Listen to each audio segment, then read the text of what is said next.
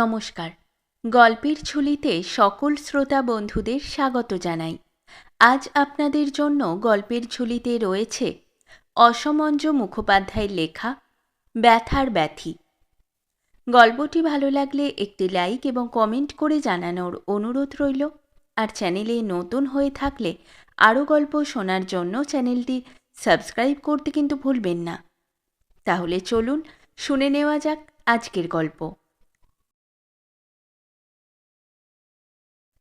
জ্যৈষ্ঠ মাস, বেলা বড়জোর ১.৫ প্রহর। কিন্তু এমনই রৌদ্রের তাপ যে ঘরের বাহির হওয়া কষ্টকর। তখনই বাতাস গরম হইয়া গিয়াছিল, পথের মাটি তাতিয়া উঠিয়াছিল। এই রৌদ্রের মধ্যে এতখানি বেলা পর্যন্ত নিস্তারিণী পাট করা ভিজা গামছাখানি মাথায় দিয়া সারা গ্রামখানি ঘুরিয়া ভ্রাতুষ্পুত্রদ্বয়ের খোঁজ করিয়া ফিরিয়া আসিল। কার্তিক গণেশের সন্ধান করিয়া উঠিতে পারিল না। ফিরিয়া আসিয়া উঠানে দাঁড়াইয়া নিজের মনে বকিতে লাগিল, না বাবা, আমার হাড় কালি হয়ে গেল, মুখ পোড়াতে জ্বালায় জ্বলে গেলুম। যে যার চোখ বুজে নিজের নিজের পথ দেখলে, আর এই পেরার ভোগ করতে রেখে গেল কিনা আমাকে। কি পাপ করে এসেছিলুম গো। বলিয়া আঁটি কত খড় লইয়া উঠানে বসিয়া কাটিতে আরম্ভ করিল। খড় কাটা হইয়া গেলে বটিখানা সেইখানেই কাত করিয়া রাখিয়া একবার বাহিরে আসিল এবং পথের এদিক ওদিক দেখিয়া ফিরিয়া আসিয়া আবার নিজের মনে বলিল, দুটি মুড়ি পর্যন্ত খেয়ে যায়নি। এই এতখানি বেলা পর্যন্ত কোথায় যে দুটোতে টোটো করে ঘুরছে। অলপের আজ আসুক না একবার বাড়ি, দুটোর পিঠের চামড়া তুলে তবে ছাড়ব। ও বাড়ির রাঙা গিন্নি ঠাকুর পূজার ফুল তুলিতে আসিয়া জিজ্ঞাসা করিল, কি হয়েছিল? নিজের মনে গজগজ করে বকছিস কি অত? দেখ না ভাই, একবার ছেলে দুটোর কাণ্ড। সকাল না হতেই দুটোতে বেরিয়েছে, এই এতখানি বেলা হলো এখনো ফেরবার নামটি নেই। সারা গাঁখানা ঘুরে এলুম ভাই, লক্ষ্মী ছাড়াদের কোথাও খুঁজে পেলুম না। ছোঁড়া দুটোতে মিলে আমায় জ্বালিয়ে খেলে রাঙা গিন্নি, আমায় জ্বালিয়ে খেলে। তোর কি আজ এরই মধ্যে রান্নাবান্না হয়ে গেল নাকি? তবে আর বলছি কি, আজ আমাদের পাঁচি সেই বেতর বামুন খাওয়ানো না, কত করে দুটি হাতে ধরে বলে গিয়েছিল, মাসিমা একটিবার যাস মাসিমা, একলা পেরে উঠব না। তা কি করে যাই এখন তোমরা বলো? কালকে জল দেওয়া ভাত আছে, মনে করেছিলুম সকাল সকাল দুটোকে গিলিয়ে দিয়ে চলে যাব। তা কেমন এই যে যাওয়ালে, মুখ পোড়াটা কী শত্রুতাই সাজছে আমার সঙ্গে, পায়ে যেন আমার বেড়ি পরিয়ে রেখেছে। সোঁত বৈশাখ মাসের ভেতর রাঙাগিন্নি একদিন তীরবেণীতে গঙ্গা ছানে গিয়ে একটা ডুব দিয়ে আসতে পারলুম না। কি পাপের ভোগ আমার বলো তোমরা। এতখানি বেলা হলো এখন একটা ডুব পর্যন্ত দিয়ে আসতে পারিনি। কখন যে কি করব। যা যা, আর বেলা করিসনি, একটা ডুব দিয়ায়। রান্নাঘরের শিকলটা টানিয়া দিয়া দাওয়া হইতে পিতলের ঘড়া ও গামছাখানি লইয়া নিস্তারিণী মাঠের পুকুরে স্নান করিতে চলিয়া গেল। সোজা পথে যাইতে যাইতে নিস্তারিণী ঘুরিয়া গয়লাপাড়ার ভিতর ঢুকিল এবং মনসাতলায় যেখানে ছেলের দল খেলা করিতেছিল সেইখানে আসিয়া জিজ্ঞাসা করিল, হ্যাঁ বাবা নিতাই, আমাদের কেতো গনসাকে দেখেছিস বাবা? খেলায় তাহারা এতই মত্ত যে নিস্তারিণীর প্রশ্ন তাহাদের কানেই পৌঁছিল না। জোলাপাড়ার ফকির গামছার বস্তা মাথায় করিয়া হাটে যাইতেছিল। কহিল, তোমার কার্তিক গণেশকে দেখলুম দিদি ঠাকরুন, সেই নেনোর বটতলার কাছে একটা কুকুর বাচ্চার গলায় দড়ি বেঁধে টানাটানি করছে। বলিস কি রে ফকির, সেই নেনোর বটতলার কাছে? দাঁড়াও, আসুক আজ একবার। পুকুরের ঘাটে আসিয়া দাঁড়াইতেই ব্রজ ভট্টাচার্য এক গলা জলের মধ্যে দাঁড়াইয়া নিস্তারিণীকে লক্ষ্য করিয়া কহিল, নিস্তার, ছেলে দুটোকে একটু শাসন করো। তোমার না হয় আদরের, কিছুতেই কিছু হয় না, কিন্তু একবার স্নান করে অতদূর চলে গিয়ে আবার এতটা পথ এসে আমায় যে স্নান করতে হলো। কেন, কি হয়েছে কাকা? ব্রজ ভট্টাচার্য ডুব দিয়া উঠিয়া কহিল, সমস্ত লোকে শুনলে, আর তুমি তার কিছুই শুনলে না? বলি, বামুনের ছেলে, আচার বিচারটা তো আর একেবারে জলাঞ্জলি দিতে পারি না। বলিয়া ব্রজ ভট্টাচার্য আর কোনো কথা না বলিয়া গামছা নিংড়াইতে নিংড়াইতে চলিয়া গেল। মহেন্দ্র ঘোষ একধারে স্নান করিতেছিল, কহিল, ভট্টাচার্যি মশাই চান করে যাচ্ছিলেন, তোমার কার্তিক গণেশ বুঝি কুকুর শুদ্ধ ওনার গায়ের ওপর গিয়ে পড়েছে দিদি ঠাকরুন। স্নানান্তে গৃহে ফিরিয়া উঠানে আসিয়া দাঁড়াইতেই গোয়ালের ভিতর হইতে কার্তিক বলিয়া উঠিল, পিসিমা, শিগগির দেখবে এসো কি এনেছি। গণেশ ছুটি আসিয়া একেবারে তাহার হাত ধরিয়া টানিয়া কহিল, বিলিতি কুকুর পিসিমা, দেখবে এসো, কি সুন্দর, কোথায় পেলুম বলো দেখি।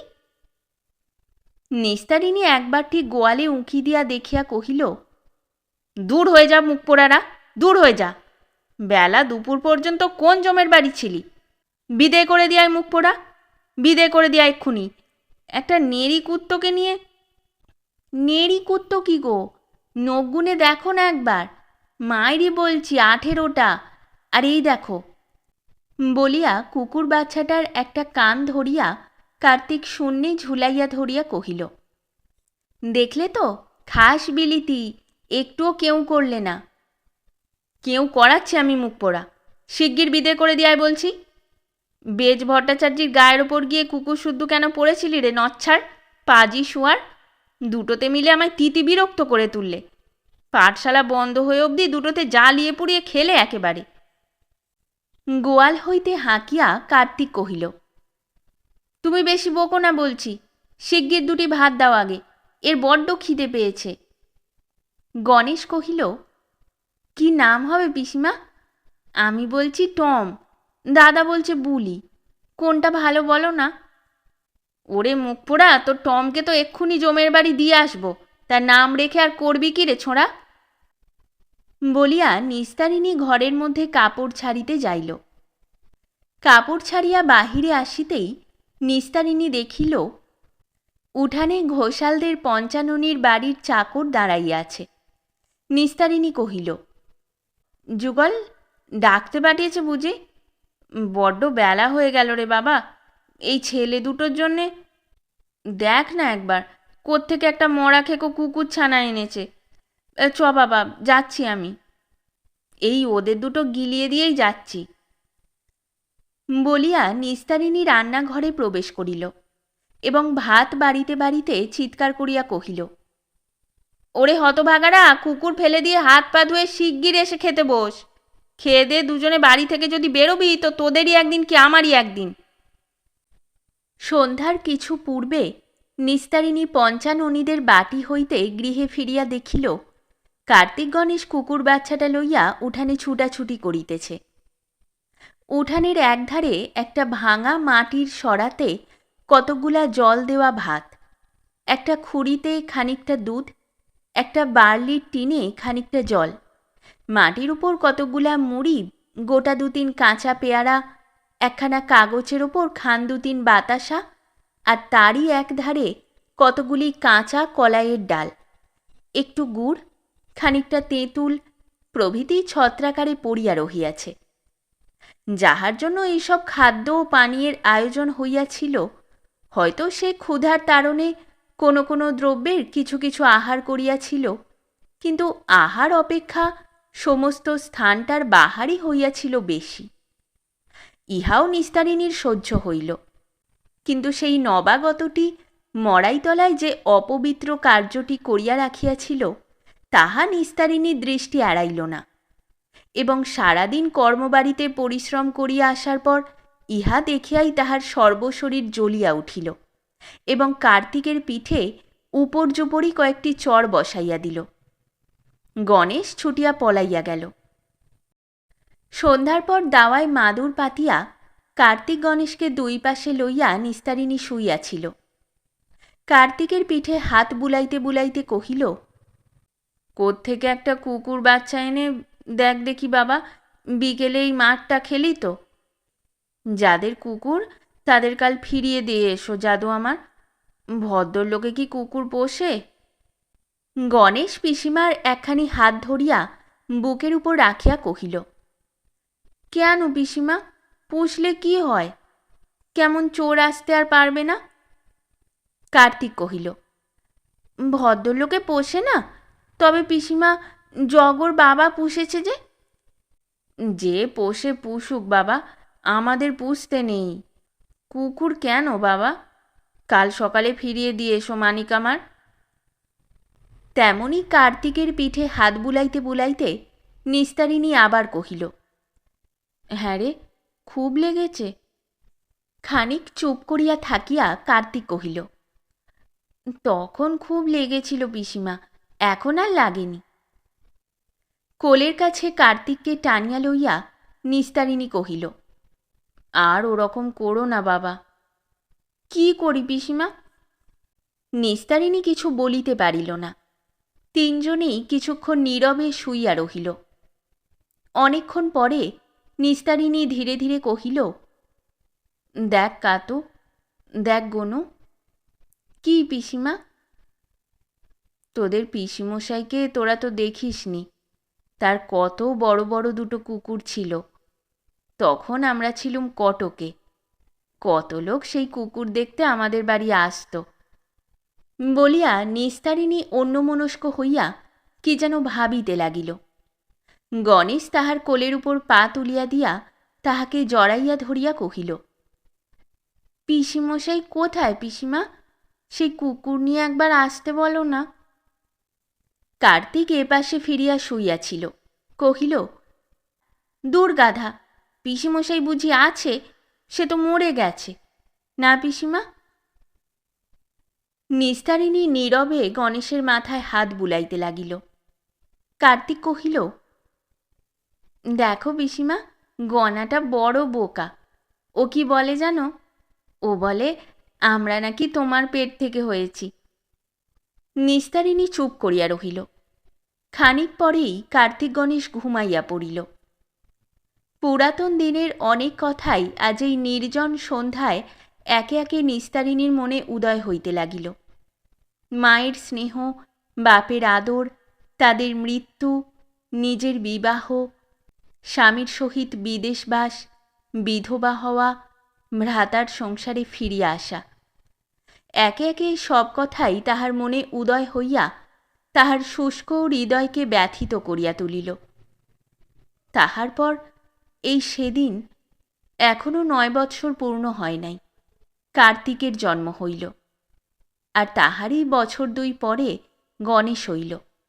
সে কত আনন্দ, সংসারে সে কি উৎসাহ! কিন্তু হঠাৎ কোথা হইতে কালবৈশাখীর ঝড় আসিয়া পড়িল। 1 বৎসরের ভিতরেই সব আনন্দ আহ্লাদের শেষ হইয়া গেল।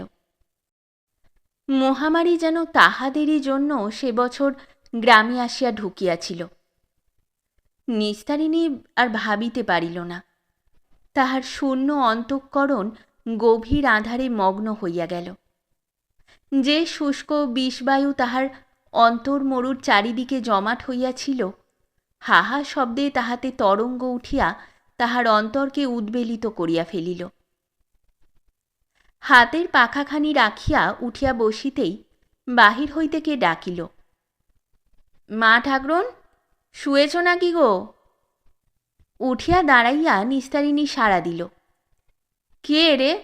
মাহিন্দির? দাঁড়া বাবা, দরজা খুলি। মহেন্দ্র বাগদি হাতের লণ্ঠনটি উঠানে রাখিয়া দাওয়ার পৈঠার উপর বসিয়া কহিল, পশ্চিমের মাঠের বীজতলাখানাতে তো আর বীজ ফেলতে পারা গেল না মা ঠাকরুন। মহেন্দ্র নিস্তারিণীর জমিগুলি ভাগে চাষ করিত। নিস্তারিণী কহিল, জো বয়ে গেলে আর বীজ ফেলবি কবে রে বাবা? আরে তবে আর বলতে এসেছি কি, বীজ ফেলতেই তো গিয়েছিলাম, দেখি আমার যাবার আগে রায়মশাইয়ের লোকে জমি চষে বীজ বুনে দিয়েছে। তেনার গোমস্তা ওই 3 করে 7টা সেখানে দাঁড়িয়ে বললে, বহুকাল থেকেই তলাখানা তোমরাই ভোগ করে আসছো বাপু, অথচ এ তোমাদের নয়। এ হলো রায়মশাইয়ের কদম পুকুরের পাড়ের সামিল 7.5 বিঘের ভেতর, দলিলে লেখা আছে।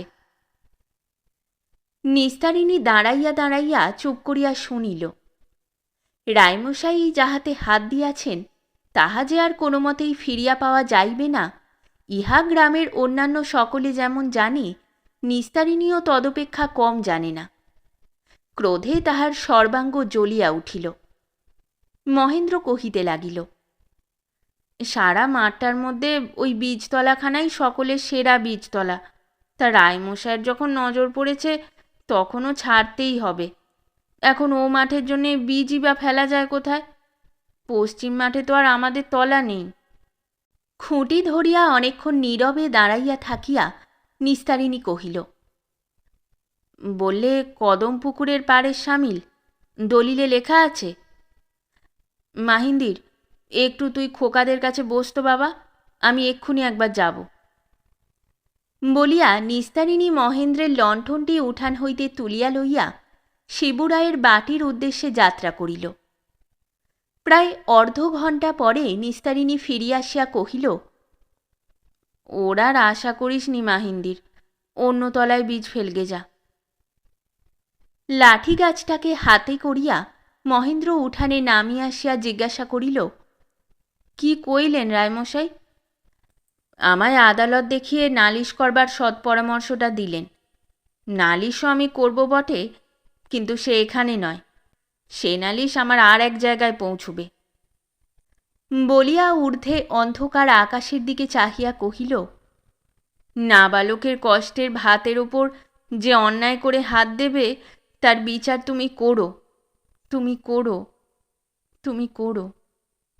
সে রাত্রে চিন্তা ও মানসিক উদ্বেগে বহুক্ষণ পর্যন্ত নিস্তারিণীর চক্ষে নিদ্রা আসিল না।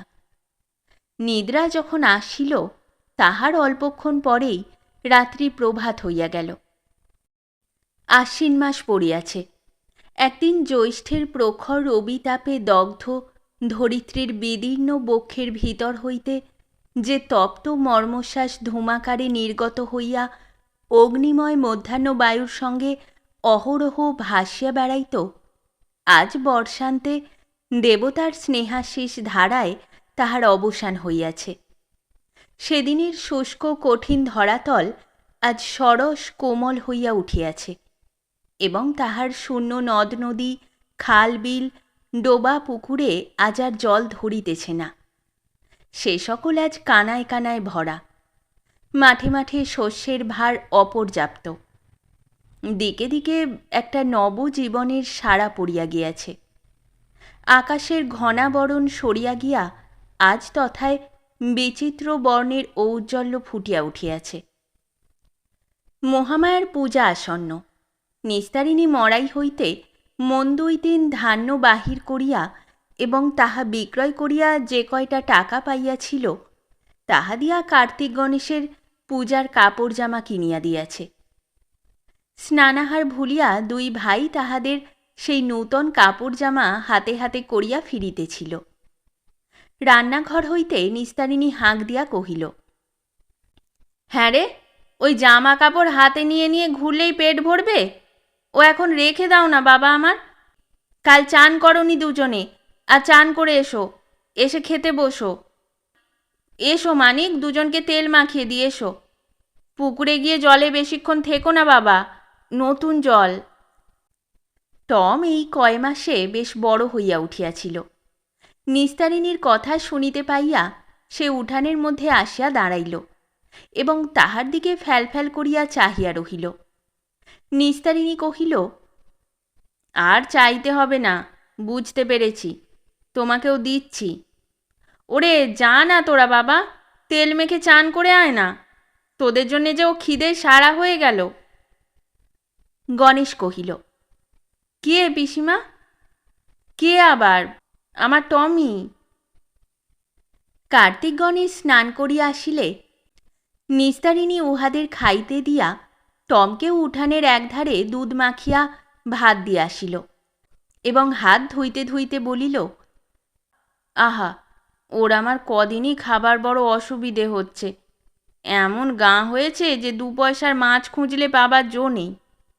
মাছ খাওয়া অভ্যেস, ও আমার কি খালি দুধ দিয়ে খেতে পারে? কার্তিক একগাল ভাত মুখে করিয়া কহিল, টমের মাছ রোজই আমরা আনতে পারি।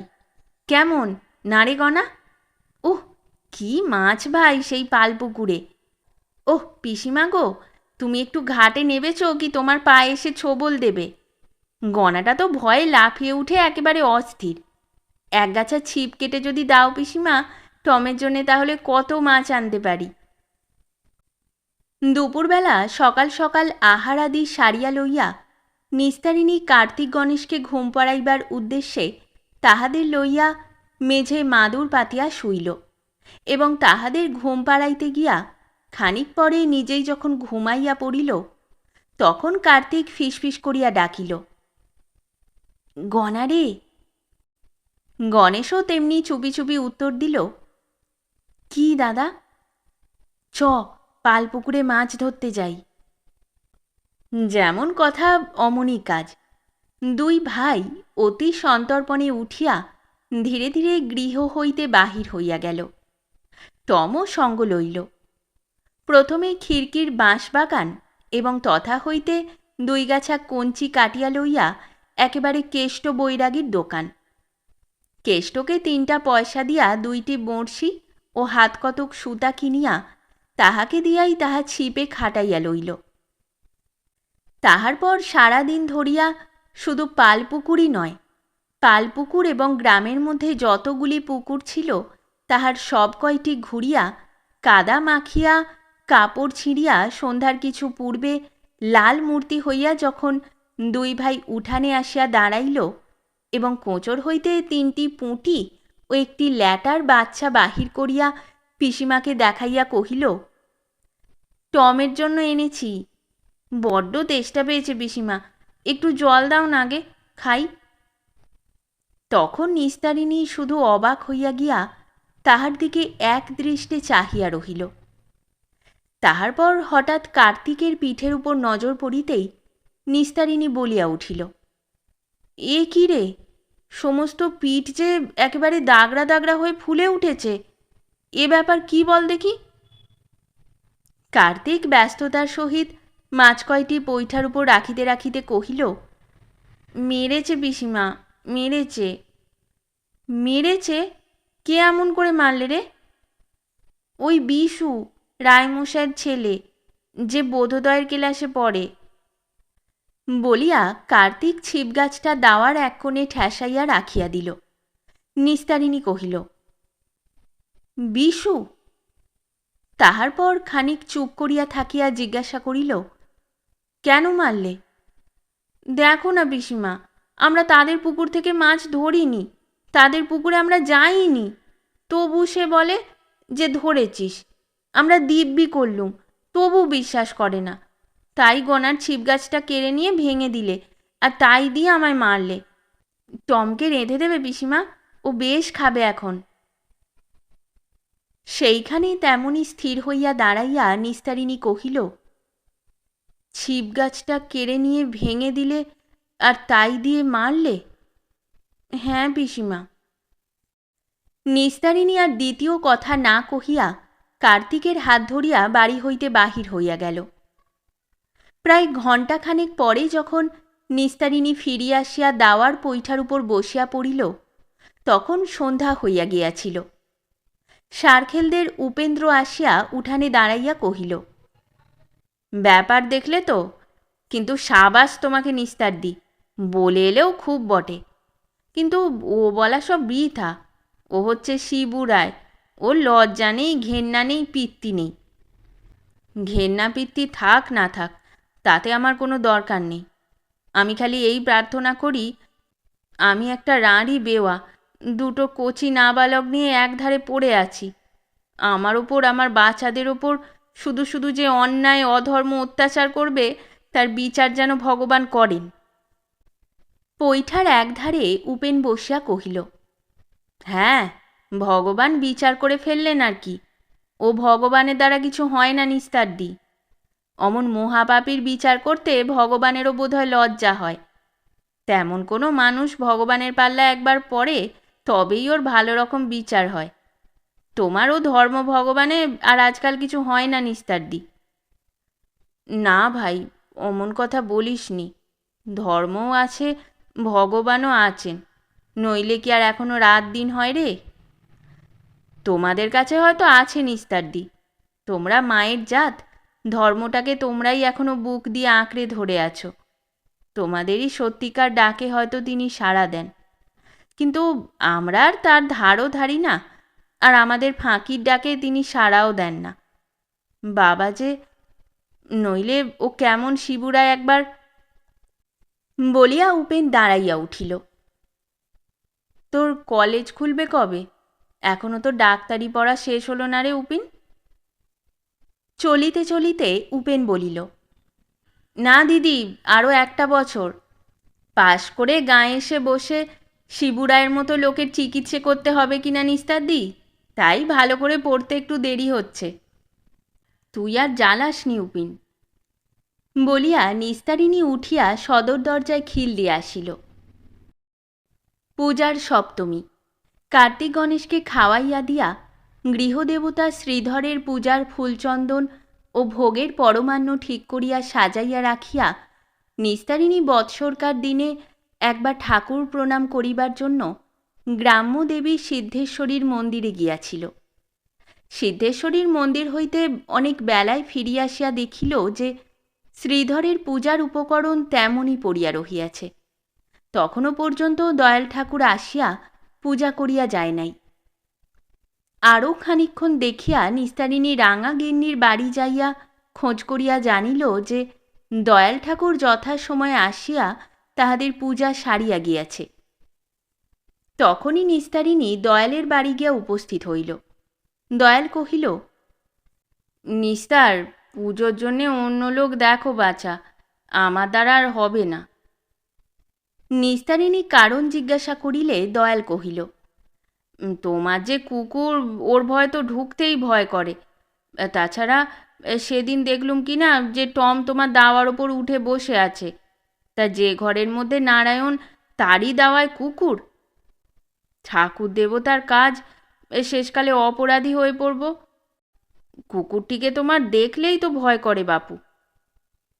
নিস্তারিণী কহিল, তাহলে পুজো ছাড়বার কোন কারণটা ঠিক ভাইপো? কুকুরের ভয় না অপরাধী হওয়ার? তা ও দুই। বেশ। বলিয়া নিস্তারিণী মুহূর্ত মাত্র না দাঁড়াইয়া চলিয়া আসিল এবং প্রায় ঘণ্টা দুই ধরিয়া সমস্ত গ্রামখানি ঘুরিয়া আসিল। ব্রাহ্মণত্বের আভিজাত্য লইয়া যাহারা গ্রামের ও জাতির মাথার উপর বসিয়াছিল, একে একে প্রায় সকলেরই কাছে নিস্তারিণী শ্রীধরের পূজার জন্য যাইল, কিন্তু তাহারা কেহই নিস্তারিণীর শ্রীধরের পূজা করিতে রাজি হইল না। কাহারও সময়াভাব, কাহারও শরীর ভালো নয়, কাহারও বা অন্য কিছু ইত্যাদি। বেলা প্রায় 3 প্রহরের সময় নিস্তারিণী শ্রান্ত ক্লান্ত হইয়া ফিরিয়া আসিয়া দেখিল যে পূজার ফুলগুলি রেখাবিতে শুকাইয়া গিয়াছে। ঘষা চন্দনটুকু কলাপাতার উপর কঠিন হইয়া উঠিয়াছে এবং বাটির মধ্যেকার ভোগের পরমান্ন শুকাইয়া ডেলা বাঁধিয়াছে। দাওয়ার খুঁটি ঠেস দিয়া নিস্তারিণী বসিয়া রহিল। বসিয়া বসিয়া কত কি ভাবিতে লাগিল। এতখানি বেলা পর্যন্ত ঘরে ঠাকুরের সেবা হলো না। হায় হায়, না জানি কি অমঙ্গলের সূচনা হয়তো হয়ে আসছে। আবার হয়তো কি সর্বনাশ ঘটবে। নইলে। নিস্তারিণী চারিদিক অন্ধকার দেখিল, আর সেই অন্ধকারের মধ্যে তাহার অস্নাত অভুক্ত শ্রীধরের অসন্তোষের মূর্তি যেন চারিদিকে ভাসিয়া বেড়াইতেছে দেখিতে পাইল। নিশ্চিন্ত হইয়া বসিয়া থাকিতেও পারিল না। আবার একবার দেখিবার জন্য উঠিয়া যাইয়া সদর দরজা খুলিতেই উপেন ভিতরে প্রবেশ করিয়া কহিল, সব শুনলুম দিদি, তা আমাকে গিয়ে বুঝে একবার বলতে নেই? বাবার কাছে যাওয়া বৃথা। জানো তো যে রায়মশাইয়ের সঙ্গে বাবার। চলো, আমি এখনো কিছু আজ খাইনি, তোমার শ্রীধরের পুজো আমি করে দিচ্ছি। শ্রীধরের পূজা শেষ করিয়া উপেন দাওয়ার উপর বসিয়া কহিল, এসবের পেছনে যে রায়মশাই নিশ্চয়ই আছেন তা বোধহয় বুঝতে তোমার বাকি নেই নিস্তারদি। নারায়ণ জানেন উপেন, তবে আমায় বড্ডই ভাবিয়ে তুলেছিল। যে কটা দিন কলকাতায় না যাস শ্রীধরের পুজোটা তুই করে দিয়ে যাস দাদা আমার। আজ যদি তুই এসে না পড়তিস তাহলে শ্রীধরকে আমার হয়তো উপবাসেই থাকতে হতো। তাতে আর দুঃখটা এমন বেশি কি নিস্তারদি? শ্রীধরকে তো তোমার রোজই উপবাসী থাকতে হয়। কি বলছিস রে উপিন? ঠিকই বলছি। যারা তোমার শ্রীধরের পুজো করেন তাদের হাতে কোনো দিনই শ্রীধর তোমার পুজোও নেন না, ভোগও খান না। তার চেয়ে তুমি নিজে যদি শ্রীধরের ভোগ পুজো রোজ দিতে, কিংবা ওই বাচ্চা দুটোকে দিয়েও যদি দেওয়াতে, তাহলে তার পুজোও হতো, ভোগও হতো। কি বলিস যে উপিন, তা ঠিক নেই। যা বলছি তার একটাও মিথ্যা নয় নিস্তারদি। তুমি কি মনে করো যে গাঁয়ের ঘর ঘর এত যে গোপাল, গোবিন্দ, নারায়ণ, শ্রীধর, লক্ষ্মীকান্ত, লক্ষ্মী জনার্দন রয়েছেন, কেউ এরা কি সত্যি আছেন? কেউ নেই নিস্তারদি, কেউ নেই। খালি ওই নুড়িগুলো সিংহাসনের মধ্যে পড়ে আছে। দেবতা কবে পাথর ফুঁড়ে স্বস্থানে প্রস্থান করেছেন। অমন যে সিদ্ধেশ্বরীর মন্দির, অমন প্রতিমা, মা কি ওতে আর আছেন মনে করো? কিছুতেই না। দেবী দেবতারা থাকলে কি আর গাঁয়ের লোক এমন করে উচ্ছন্নে যায়? না গাঁয়েরই এমন দুর্দশা হয়? হয়তো কখনো একদিন ছিলেন তারা, কিন্তু এখন নিশ্চয়ই নেই। তুই আর বকিস নি উপিন। হ্যাঁ রে, দুটো মুড়ি আর একটু গুড় দিয়ে জল দেবো দাদা, খাবি? খা, এতখানি বেলা। বলিয়া নিস্তারিণী রান্নাঘর হইতে একটি বাটি হাতে লইয়া ভাঁড়ার ঘরে প্রবেশ করিল। আজ মহাষ্টমী। সম্বৎসরের মধ্যে বাঙালি সংসারের 3টি আনন্দের দিনের আজ দ্বিতীয় দিন। রায়মহাশয়ের বাটি পূজা উপলক্ষে আজ গাঁয়ের সমস্ত ব্রাহ্মণ বাড়ির নিমন্ত্রণ। পূজার 3 দিন ধরিয়াই গাঁয়ের ইতর ভদ্র সকল লোককেই খাওয়ানো হইত। এক্ষণে রায়মশাই তাহার আমলে এই জিনিসটা সংক্ষেপ করিয়া আনিয়াছেন। পৈতৃক উইলে দুর্গাপূজার জন্য 2000 টাকা ব্যয়ের উল্লেখ থাকিলেও তিনি কেবল উইলের মান ও আইন রক্ষা করিবার জন্য এখন 200 টাকার মধ্যেই সব সারিয়া লন। নিস্তারিণীর কাল রাত হইতে জ্বর হইয়াছিল। আজ প্রাতে কোনো প্রকারে একবার উঠিয়া শ্রীধরের পূজার আয়োজনটা ঠিক রাখিয়া দাওয়ায় আঁচল বিছাইয়া শুইয়াছিল। রায়মহাশয়ের বাটির নিমন্ত্রণে আজ কার্তিক গণেশকে বাদ দেওয়া হইয়াছে। নিস্তারিণী অসুস্থ দেহ মন লইয়া এই কথাই শুইয়া শুইয়া ভাবিতে লাগিল। কার্তিক গণেশ নূতন জামা কাপড় পরিয়া সিদ্ধেশ্বরীর মন্দিরে পূজা দেখিতে যাইতেছিল। নিস্তারিণী ডাকিয়া কহিল, খবরদার, রায়দের বাড়ি যেন যেও না। খানিক পরেই শ্রীধরের পূজা করিতে উপেন উঠানে আসিয়া দাঁড়াইতেই নিস্তারিণী উঠিয়া বসিয়া জিজ্ঞাসা করিল, অজুহাতটা কি কিছু শুনতে পেলি উপেন? উপেন দাওয়ার উপর উঠিয়া আসিয়া কহিল, পেলুম বই কি, প্রকাণ্ড অজুহাত। বরদা বেঁচে থাকতে কবে নাকি রাঁচি গিয়ে খ্রিস্টান মিশনারিদের সঙ্গে 3 দিন ছিলেন। পাংশু মুখে নিস্তারিণী কহিল, আচ্ছা, এসব মিথ্যে? আরে মিথ্যে বলেই তো দণ্ড, সত্যি হলে তো পুরস্কার পেয়ে যেতে। আমাদের সমাজ যে কত বড়, এতদিনেও তো তা বুঝতে পারলে না নিস্তারদি। ব্রজ ভট্টাচার্যি তার সেই শালিটাকে নিয়ে কী কাণ্ডটাই করলে। বিচার মীমাংসা তার শেষ হয়ে গেল বারোয়ারিতে গোটা 15 টাকা দেবার সঙ্গে সঙ্গেই। গেল বছর নয়ন গাঙ্গুলির বিধবা ভাদ্র বউটার কি হলো সব জানো তো? যখন সেটাকে আর এখানে কিছুতেই রাখা চলল না, তখন দিলে তাকে দিন কতকের জন্য কাশি পাঠিয়ে। এদিকে রায়মশায়ের বারোয়ারি ফান্ডে ঝেড়ে দিলে 2 থাপ্পড়, অর্থাৎ 5 আর 5 10। ব্যাস, এদের বিচার আর রফা, এ যেমন সহজ তেমনই সস্তা। এরা সব দেবতার অংশ দিদি, এদের কাছে কিছু এড়াবারও জো নেই, অবিচার হবারও জো নেই। দেখো দেখি কবে দাদা আমার রাঁচি গিয়ে, এ যে ভয়ানক অপরাধ। কিন্তু তারিফ দেখো একবার, 30 বছর পরে ধরে ফেলেছে ঠিক, আর তারই বিচার করতে গিয়ে আজ তার কচি ছেলে দুটোকে। যাই হোক নিস্তারদি, কিছু তোমার খসিয়েছে এবার? কেননা আমি চলে গেলে তোমার ঠাকুর সেবাটা তো করিয়ে নিতে হবে।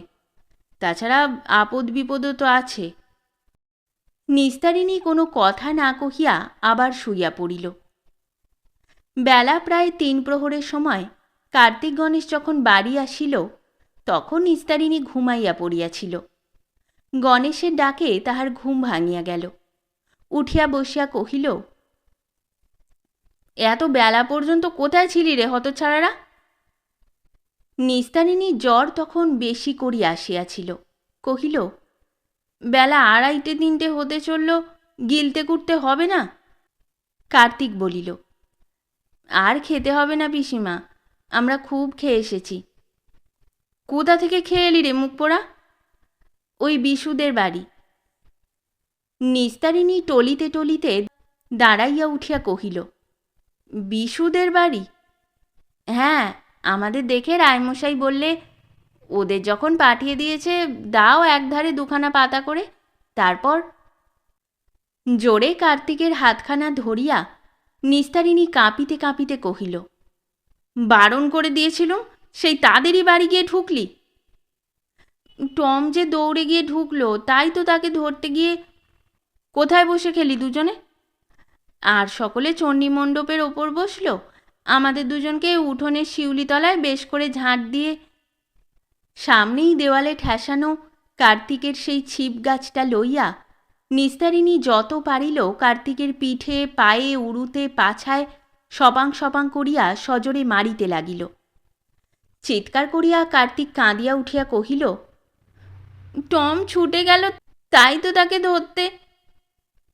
তখন কার্তিককে ছাড়িয়া দিয়া নিস্তারিণী টমের দিকে ছুটিয়া গেল এবং গোয়ালের আগরের বাঁশখানা লইয়া তাহার পায়ের উপর এমন জোরে মারিল যে চিৎকার করিয়া সে সেইখানেই শুইয়া পড়িল এবং পরক্ষণে ভাঙা পায়ে খোঁড়াইতে খোঁড়াইতে গোয়ালের মধ্যে গিয়া লুকাইল।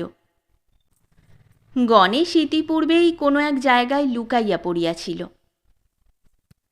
তাহার পর জ্বরে ধুঁকিতে ধুঁকিতে নিস্তারিণী সদর দরজায় তালা লাগাইয়া ওপাড়ার পঞ্চাননীদের বাড়ি চলিয়া গেল। পঞ্চাননী জিজ্ঞাসা করিল, জ্বর এসেছে বুঝি? ছেলে দুটো কোথায় মাসিমা? নিস্তারিণী দাওয়ার উপর শুইয়া পড়িয়া কহিল, জমের বাড়ি। আহা, বছরকার দিনে আজ ও কি কথা তোমার মাসিমা? নিস্তারিণী কোনো কথা না কহিয়া নীরবে শুইয়া রহিল। সন্ধ্যার কিছু আগে নিস্তারিণী সদরের তালা খুলিয়া ধীরে ধীরে বাটির মধ্যে ঢুকিল এবং উঁকি দিয়া দেখিয়া কাহাকেও দেখিতে পাইল না। শয়নঘরে যেমন শিকল লাগানো ছিল তেমনই রহিয়াছে। রান্নাঘরের দরজা খোলা ছিল, কিন্তু ভিতরে কেহই নাই। উঠানে চারিদিক তাকাইয়া কাহাকেও দেখিতে পাইল না। অবশেষে গোয়ালে ঢুকিয়া দেখিল উঠানের একধারে পাঁচিলের কাছে যে হাড় ভাঙা গাছ ছিল তাহারই কতকগুলা ডালপাতা মেঝে চারিদিকে ছড়ানো। একধারে একটা বাটির মধ্যে কতকটা হলুদ বাটা, আর তারই কাছে খানিকটা ছেঁড়া ন্যাকড়া পড়িয়া রহিয়াছে। এদিকে একখানা চ্যাটাইয়ের উপর কার্তিক গণেশ ঘুমাইয়া পড়িয়াছে, আর তাহাদেরই মাথার দিকে মাথা করিয়া টম তাহার ভাঙা পাখানি সন্তর্পণে গুটাইয়া চিত হইয়া ঘুমাইতেছে। তার পায়ে হলুদ ন্যাকড়া বাঁধা। শেষ হলো আমাদের আজকের গল্প। গল্প পাঠে এবং বিভিন্ন চরিত্রে আমি তৃষিতা। গল্পটি ভালো লাগলে লাইক এবং শেয়ার করে দেবেন, আর চ্যানেলে নতুন হয়ে থাকলে আরও গল্প শোনার জন্য চ্যানেলটি সাবস্ক্রাইব করতে কিন্তু ভুলবেন না। খুব তাড়াতাড়ি নতুন একটি গল্প নিয়ে ফিরে আসব। সকলে ভালো থাকুন, শুনতে থাকুন গল্পের ঝুলি।